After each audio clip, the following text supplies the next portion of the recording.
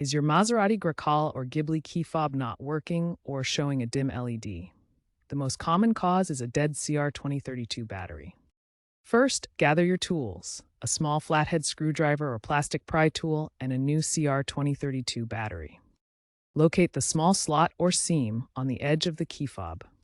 Gently insert the screwdriver or pry tool into the slot and carefully pry the case open, applying even pressure to avoid breaking the plastic. Remove the old battery, noting which side faces up, positive side. Insert the new CR2032 battery with the correct polarity. Snap the key fob case back together until it's securely closed. Test the functionality by pressing the buttons. The remote should now respond.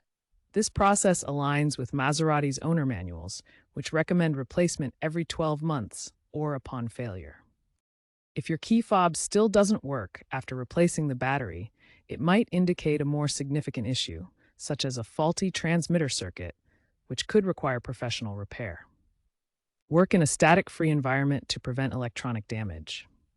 Keep spare batteries on hand to avoid being locked out. Be aware that extreme temperatures can shorten battery life. While Maserati's Connect app offers keyless entry via smartphone, physical fobs are still used and require maintenance. Consider that CR2032 sales hit 5 billion units in 2024, highlighting their continued automotive importance.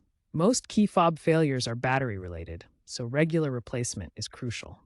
In the future, Maserati is rumored to be releasing software patches for fob diagnostics, allowing users to check battery health via the Connect app.